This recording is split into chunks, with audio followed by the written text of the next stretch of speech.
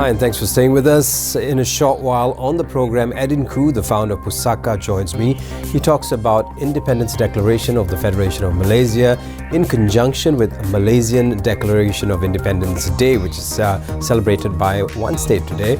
I'm Gerard Ratnam in Wisma Bernama, Kuala Lumpur. This is the brief on Bernama TV.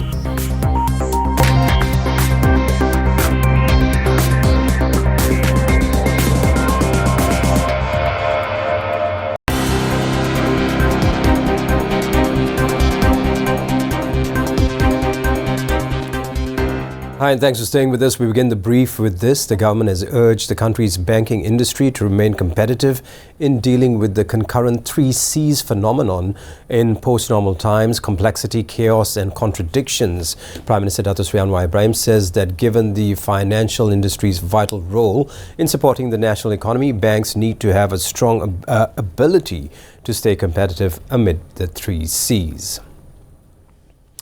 Now, meanwhile, Anwar says the financial institutions are a pillar in the national economic system as they assist in building confidence among the public as well as local foreign investors. Let's take a look at what he had to say.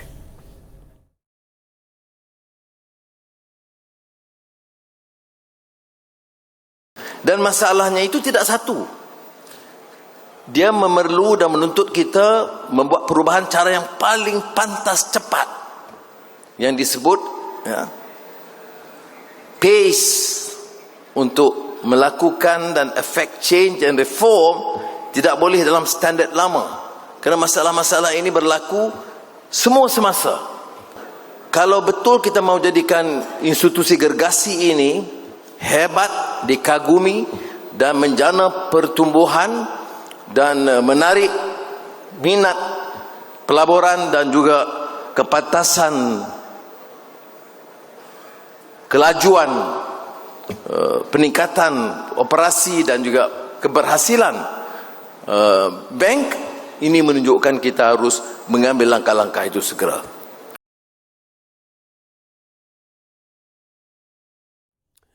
That was the Prime Minister with regards to the banking industry. Now, this just came in. The Malaysian Code of Ethics for Journalists launched today is a guideline for media agencies to carry out their duties, thus promoting professionalism and integrity of the media as a source of news and information trusted by the people. Developed by the Ministry of Communications through the Malaysian Information Department, or JAPEN. It was launched by the Communication Minister, Fahmi Fazil, not so long ago.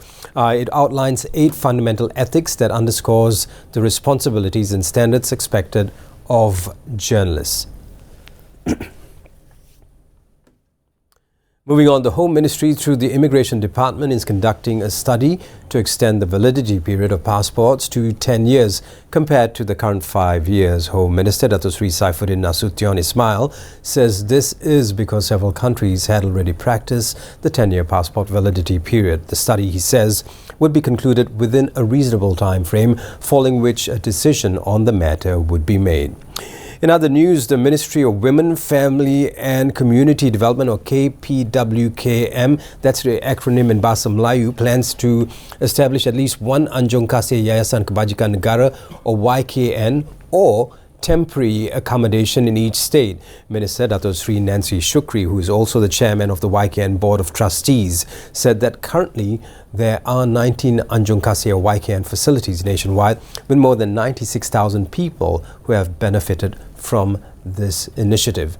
And former Bukit Mas Member of Parliament Dato Mutang Tagal was elected as the 20th President of the Dewan Negara. Prime Minister nominated Mutang, the sole candidate for the post, at the special meeting of the Dewan Negara yesterday, and was seconded by the Minister in the Prime Minister's Department for Law and Institutional Reform. Mutang's appointment as a senator is for a period of 3 years, starting from February 15th.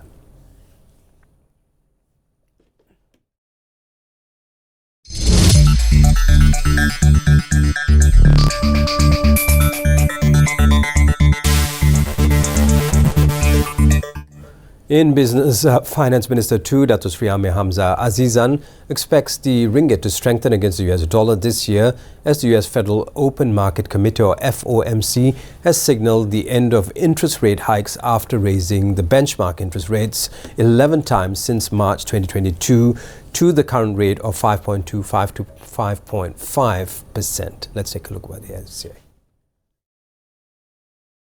No material geopolitical events, we should see the ringgit strengthen throughout the year. So I think we need to react not on an emotion basis. We need to react based on what we can see and what we can manage and what is a fair balance at this point of time. So all the hard work that I think that Sri Anwar, that Zafrul did in terms of bringing in FDIs will also play a part in actually strengthening the local economy. That should also improve the ringgit one.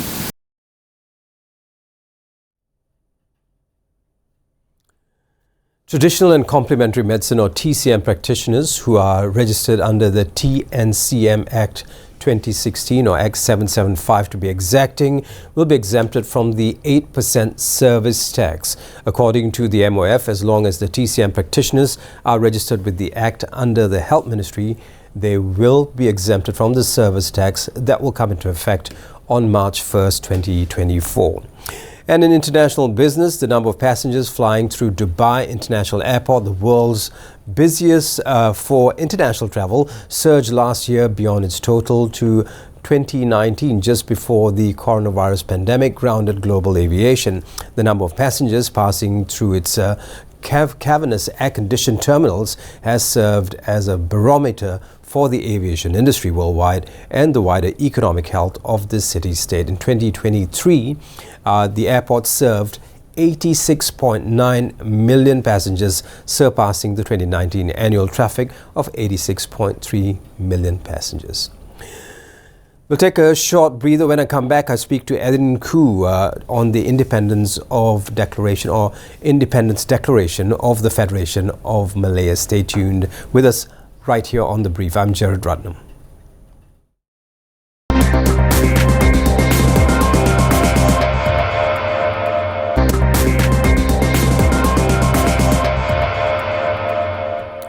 Welcome back and thank you very much for staying with us right here on The Brief, Bernama TV. The emergence of Tunku Abdul Rahman brought hope to Malayan nationalists as his formation of the Alliance Party prompted the British to consider self-governance for Malaya. The unity among Malays, Chinese and Indians led to the signing of the London Agreement on the 8th of February back in 1956, signalling Malaya's impending independence on the 31st of 1957. Tunku Abdul Rahman declared Malaya's independence at Padang Bandar Hilir, Melaka on the 20th of February 1956 upon his return from London. Joining me from Kuala Lumpur, or rather in Kuala Lumpur, is EDDIN KHOO, the founder of PUSAKA, and he will delve deeper into this. We'll talk a little bit about this. EDDIN, thank you very much for doing this. I'd like to begin with this. In what ways did the Declaration of Independence shape the political, social and cultural landscape of Tanah Melayu, and what implications does this have for the current generation's understanding of their or our heritage? EDDIN? Yeah, a great deal. There has been no commemoration whatsoever of Declaration of Independence for Malaya Day, Federation of Malaya Day. Apart from Malacca, I think the Chief Minister of Malacca suggested that it be made a public holiday. I am supportive, of course, but I think more importantly is for us really to remember what this coming together meant.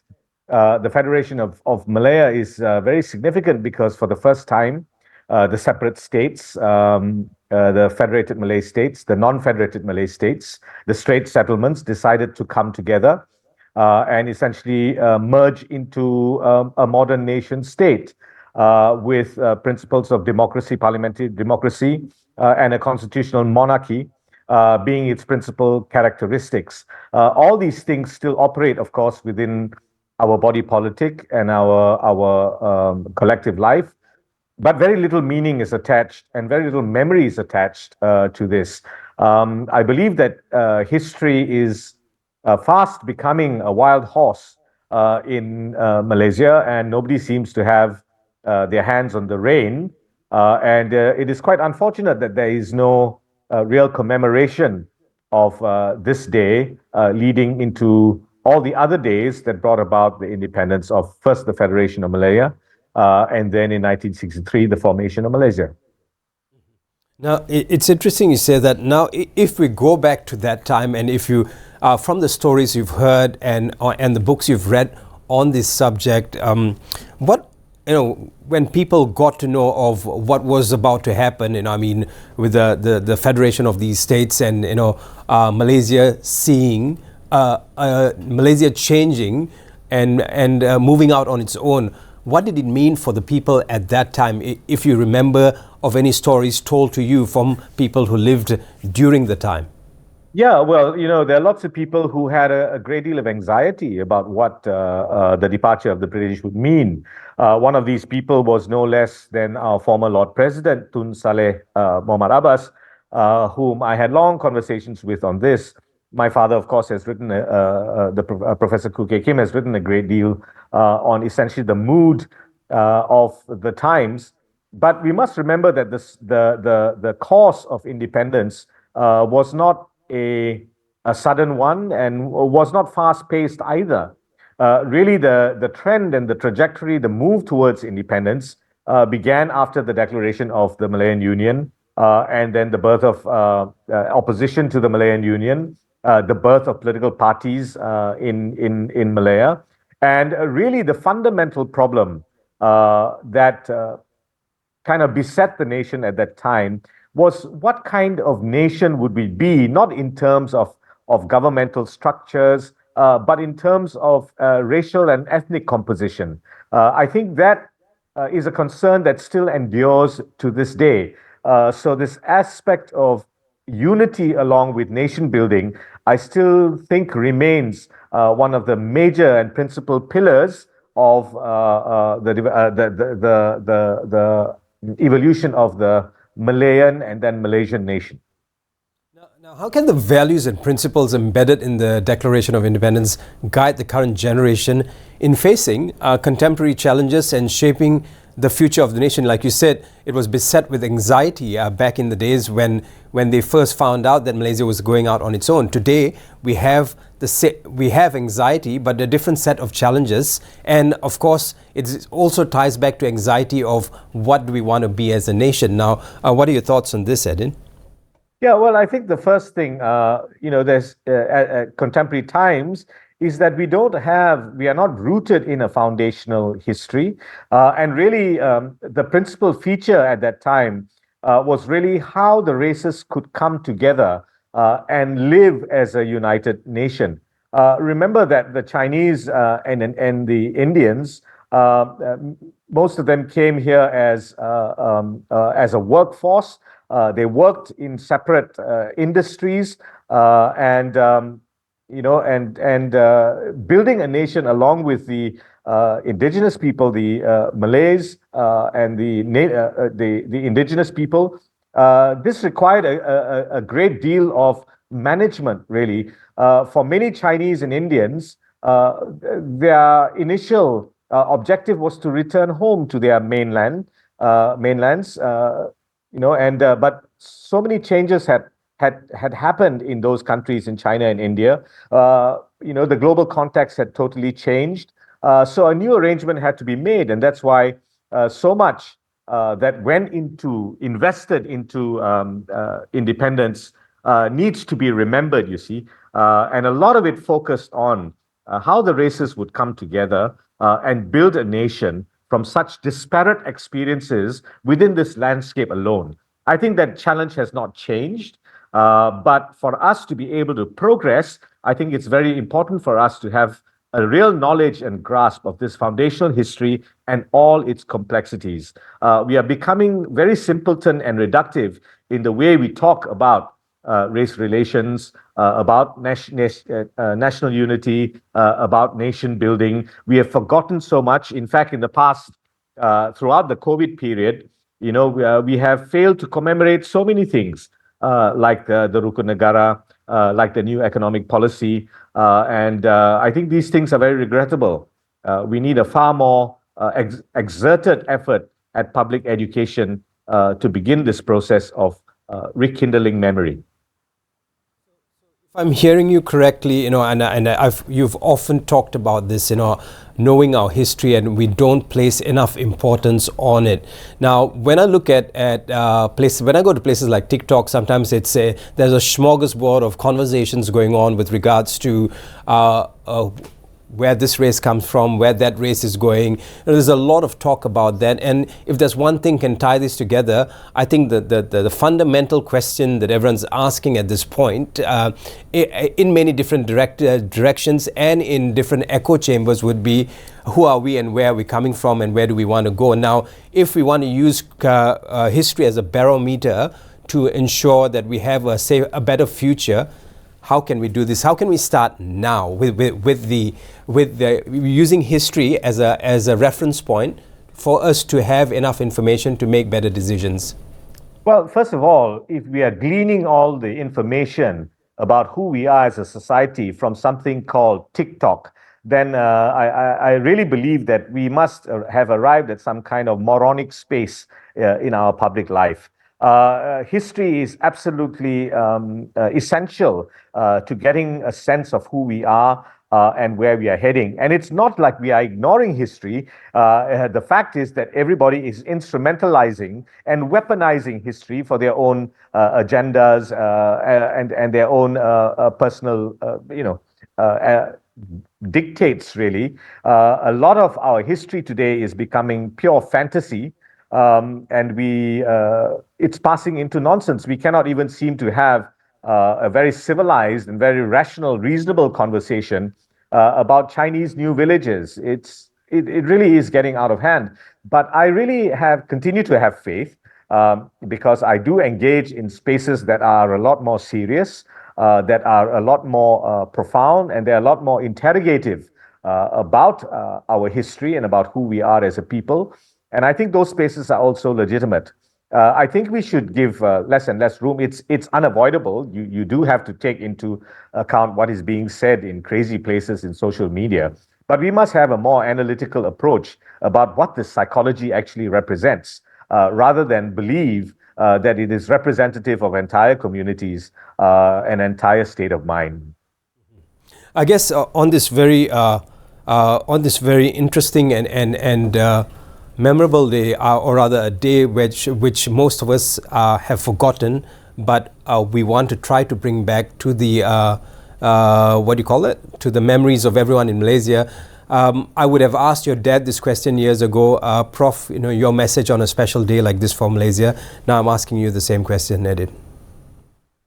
Well, my special day is, remember, if we have no memory, we don't really exist as a people. We don't really have any legitimacy as a collective.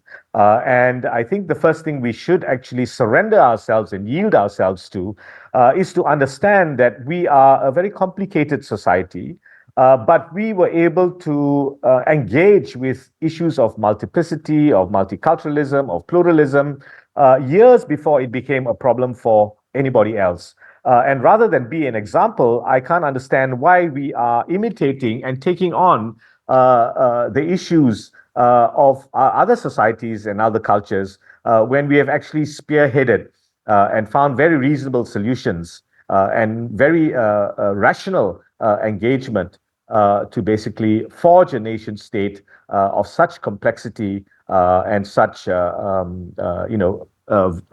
diversity. And also congratulations, before we forget, on PUSAKA's job well done in being accredited by UNESCO very recently. We hope to have you here, or someone to come tell us more about PUSAKA and the plan for PUSAKA in 2024. Thank you very much, EDDIN KHOO, the founder of PUSAKA, joining us on this very memorable day right here on The Brief. I'm off to a break. When I come back, we'll bring you the international right here on The Brief. Pranama TV. Stay with us.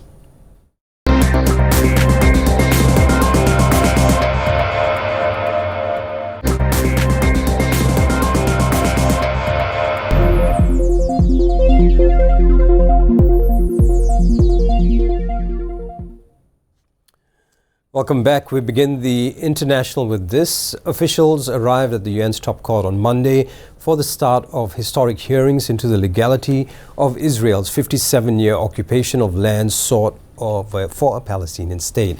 Now, a Palestinian foreign minister accused Israel of apartheid as he urged the court to declare that Israel's occupation of land sought for a Palestinian state is illegal and must end immediately. The case stands against the backdrop of the Israel-Palestine war, which immediately became a focal point of the day. According to the United Nations World Food Programme, at least 25 million people are struggling with soaring rates of hunger and malnutrition as the crisis in Sudan sends shockwaves around the region. In South Sudan, families fleeing Sudan now make up 35% of those facing catastrophic levels of hunger, despite only accounting for 3% of the population. Malnutrition rates are increasing rapidly among children who are languishing in temporary transit camps. Moving on, residents of the Nigerian city of Ibadan took to the streets on Monday to voice their anger at the economic hardship the country is facing. Large crowds marched holding banners and placards taking aim at bad government and food inflation. Nigerians are facing one of the West African nation's worst economic crisis, triggered by a surging inflation rate. Now, in other news, Cambodia's Prime Minister warned against people damaging the country's reputation after two Taiwanese men were jailed for staging a fake kidnapping from a Cambodian resort and posted videos of it online. The two men posted a video on Facebook of themselves apparently being detained and beaten up by security guards at a building in the seaside resort of Sihanoukville. The court found them guilty on charges of incitement to cause chaos to the security of society. And in France, visitors to the Eiffel Tower were turned away because of a strike over poor financial management at one of the world's most visited sites. Monday's strike is aimed at a salary increase in proportion to the incoming revenue from ticket sales and improved maintenance of the monument, which is owned by the Paris municipality. The hugely popular 300-meter landmark in central Paris has seen soaring visitors numbers in the lead-up to the Summer Olympics in the French capital. And in Toronto, the Youth Ice Spring Festival Gala celebrated the Year of the Dragon with mesmerizing figure skating displays by Canadian champions. The event featured dynamic performances including dragon and lion dances on ice. The festivities commenced with an exciting junior hockey match combining cultural richness with winter sports flair.